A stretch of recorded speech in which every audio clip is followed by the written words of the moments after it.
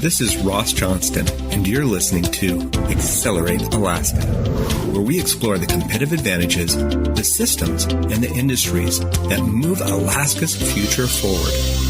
So, Ryan, first I want to say thank you for being a sponsor of Accelerate Alaska. So, Querion helps companies with their big data problems. Like, what clients in Alaska do you work with and help manage their data?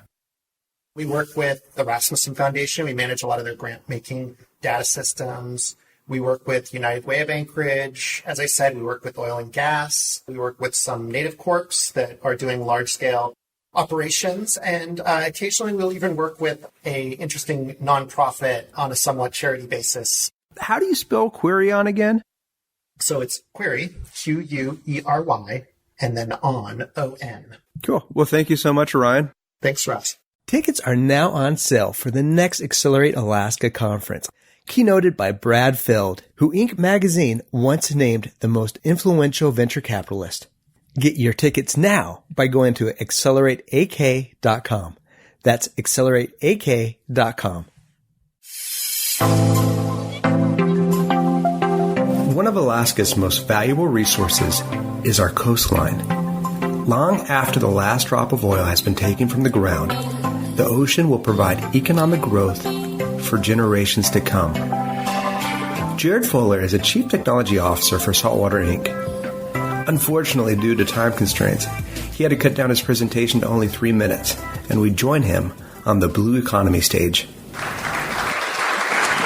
Let's do the whole TED Talk story business thing, and we're not robots, so let's breathe. Ready? So 2 out of every 3 breaths comes from the ocean. It's where we come from as a species. We have to think about everything that we do is still tied back to the one ocean that we have. Fish don't follow political borders. Nothing in the water really does. We can't govern these things. They're just going to happen. Saltwater Inc. has been around for 30 years, started in 1988 as a fisheries biology company to help monitor commercial fishing practices. When we talk about how the innovation economy is going to change, we have to look at how the planet is changing as a whole. So thinking from the ocean and thinking about how everything else is moving, our technology, our daily lives, our blistering politics, we have to always be on the move. The company Saltwater has started as an observer company, which was ripe for disruption as technology became more prevalent. We're moving away from having humans on vessels. We're moving towards electronics. So our story is a little different. We're not a brand new company. We're not entrepreneurial in this traditional sense.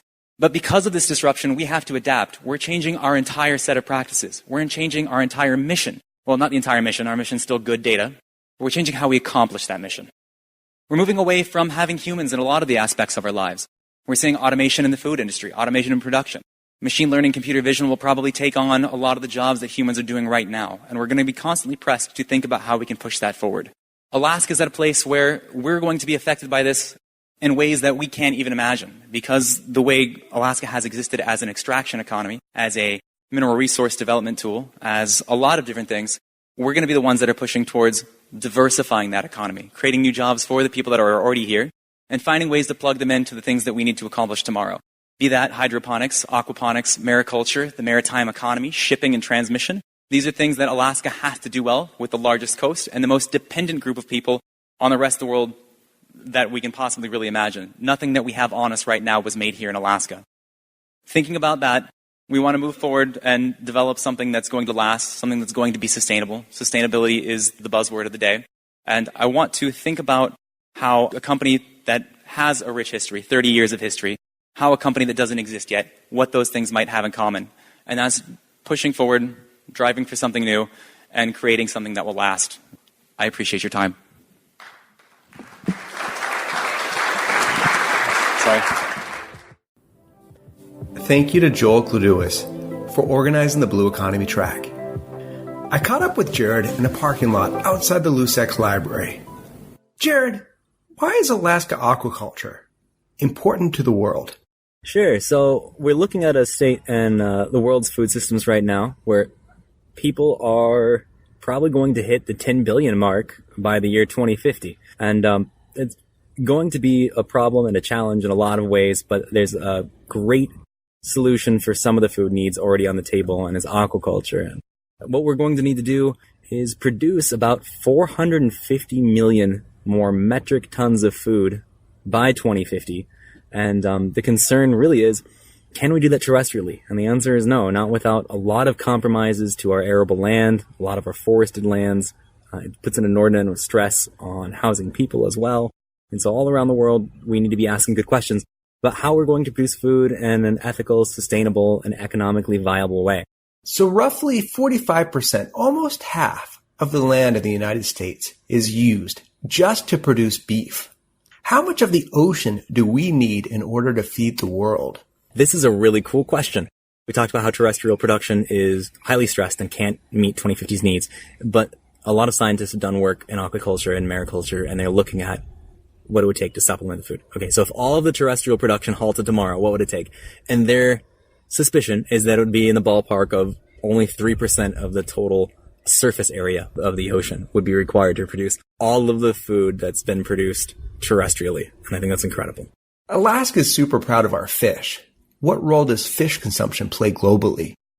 Fish makes up the large bulk of the proteins that people are consuming, especially in India and China and a lot of the developing nations as well, where we know wild harvested fish cannot sustain the number of mouths that are going to need to be fed. So producing that will require some logistical changes, some incredible thinking, great international cooperation, and it's definitely within our grasp to accomplish the task at hand. Where do you see Alaska playing in this future? So Alaska already produces an abundance of wild-caught seafood. We are one of the largest producers in the world. We have one of the most productive set of fisheries in the world between the Gulf of Alaska and the Bering Sea, Aleutian Islands chain, and all the way up into the Arctic.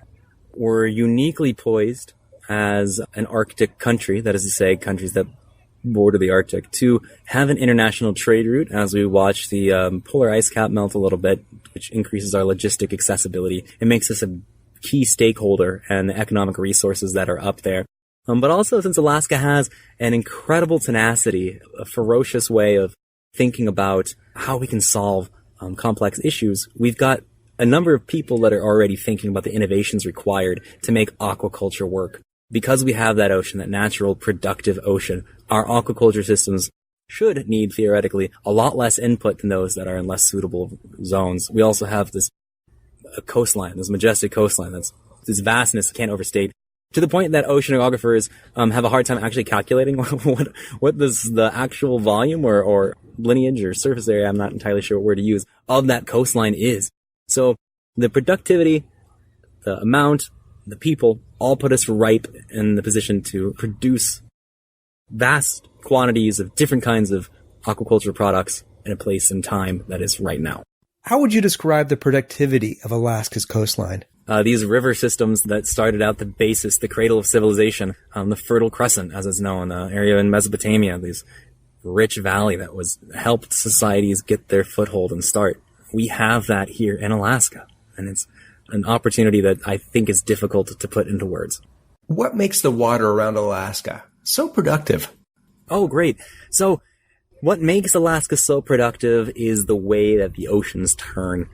Cold water upwelling, which is where quite literally cold water from the bottom of the ocean moves into surface water channels, and it's bringing with it this abundance of nutrients, detritus, the dead things that have fallen down, an incredible wealth of these things that our fish and aquaculture products will need. That cold water is also oxygen rich, and it's replenishing the oxygen needed for our primary consumers and producers, our planktons, our algae, that everything relies on. And we've seen in recent years how important we are tied to that upwelling, while that warm water in the Gulf of Alaska, often referred to as the blob, is hindering the productivity of our oceans, of our seafood industry. And by looking at some of these challenges, by looking at these problems, we're able to see just how fortunate we are in our position to have these resources and the need to protect them. For our listeners, can you explain what the blob is? Okay, so there is a number of channels of water that are moving through the oceans, that are moving water from equatorial regions to the polar regions, and they're the ones, those channels are moving those nutrients that I just mentioned. If you have something that changes the way the water is moving, and that could be something as simple as a wind shifting to a change in these high currents, jet streams, you essentially shift the way that the whole system is moving. And so as the jet streams have shifted further east, as they've dipped further south, things that are causing the polar vortex in the Midwest, we're missing that cold air that comes down and helps move the warm air off the top of the Gulf of Alaska. And if I'm explaining this wrong, I apologize to all of all the climatologists and meteorologists that know better than I. But that inability for that warm water to dissipate causes this pool of warm water at the surface to prevent those cold water upwellings. And this is what's called the blob, this giant heat mass in the middle of the Gulf of Alaska. It's quite large. That's the blob and some of its effects. How do you foresee Alaska's aquaculture future playing out? There's the dreamscape of aquaculture that I would love to see Alaska realize. And then there's sort of what will probably happen based on what we've seen in every other industry. I think there's this Alaskan call for Alaskans to be totally self-sustaining. We're all little micro entrepreneurs solving our own problems in a way because we're so far from the lower 48 that we have to. And this drives our ingenuity. And there are enough people that have lived on the oceans, that have lived from the oceans, because they, in a lot of ways, have given us life. And in many cultures, that is the tradition. We have this culture about us that tells us these things. And I think if we work in a certain way, we could have it to where a lot of local Alaskan communities that have seen economic declines in previous years could see economic booms as they pool together resources, as they work as communities to build up aquacultural programs and systems to provide jobs, food, product that can be exported, secondary value-added products. There's an entire value chain that is completely untapped in many of these areas that have been blighted to some degree since Alaska's, I would say, pre-statehood Alaska even, due to all the changes with culture and the politics. I think the big long-term picture, though, we'll probably see things start out with small-scale community development projects where harvesting will be very small, 50,000 pounds, a million pounds. Million pounds would be the high end. That'd be a very large scale project. But hundreds of millions of pounds by 2050. Large scale industry, entire supply chain management groups coming in and helping provide the need for those logistical challenges. And that's sort of what will be needed to hit that 450 million metric ton limit. There's definitely scale when you size up that will help those things benefit. And I want to see something that's in the middle. I want to see something that keeps Alaska producing for itself and for its people, and not just another resource extraction, which is my personal bias, and I'm totally aware of it, but that's my dream, where you've got total inclusion and a beautiful, sustainable, economically viable product. Could you give me a more specific example? How would you see this future happen in a place like Kodiak? Kodiak is a great example. I know you want a specific example. There's the one that's already on the radar and no secret to anyone. There are a handful of people who are looking at Kodiak, seeing all the inlets and bays and these waterways that are ripe for harvesting all different kinds of sea greens, seaweeds, and kelps and things. And they're moving very quickly because they already have the infrastructure in place. The town of Kodiak is remarkable in that it's mostly sustainable energy, if not entirely now, and it has a number of producers that are already in the processing and harvesting business of fisheries products that could easily be retrofitted or changed or expanded to handle the needs from the burgeoning industry. What's fascinating about it is a lot of these plants will have off seasons, and you could supplement those off seasons with aquaculture. And you've got a handful of leaders in the communities there that are doing it. They're looking at those inlets, those waterways, and they're finding ways to produce the goods. And like true Alaskans, they are finding their own way because there's no one doing it. And these are pioneers of these little entrepreneurial enterprises, people that are jumping in with their hands, getting them wet, getting them dirty, talking to people, talking to the state, working with scientists and other industry groups around the world to find how you can make seed lines. What's the best way to get your mariculture and aquacultural products to seed? How can you get them started? What's the best time of year to plant it? What's the best way to harvest it? What products are working towards you? So Alaska's got this 50-kilometer rule where you have to find sori, this part of the seaweed that is responsible for reproducing. And you have to find ones that are in your area in order to produce them. And the people of Kodiak are talking. They're building these community structures. They're talking right now. This is the very beginning when you're just word of mouth. But there's also larger groups that have come in. California-based group Blue Evolution is known for a lot of the work they've done creating products that are based out of seaweed pastas. Is one of their bigger sellers, and they've worked with people in Kodiak. Tamsin Peoples, who's done a lot of work with grants and the universities, and I think universities, and Tamsin, if I'm misspeaking for you, please by all means correct me. She's got a lab where she's producing seedable goods for the people in the area of Kodiak to harvest. They're on the map. They're a huge huge market, a huge set of producers, and a large group of people that are ready, and they're good to go. So we're going to watch that take off, I think, in the next few years. How are you going to move Alaska's future forward? Well, the first thing I like to do is engage with people who are curious about it. So people like you, and there's millions of people who are just waiting. They want to see what's possible, and then they want to act. And if we can start engaging them in conversations, if we can engage the makers, the thinkers, the policy makers, the doers, everyone has a stakeholder, piece of this. If I can just help get 5 more people to have a dinner time conversation about it, I think that would be the beginning of my work. Jared, thank you so much. It has been a pleasure talking to you. I am sure I will have you back on again. Do you enjoy this podcast? If so, go to accelerateak.com to find out how you can contribute, volunteer, or even bring an Accelerate conference to your town. accelerateak.com. This has been an Accelerate LLC production. The future is already here, if you know where to look.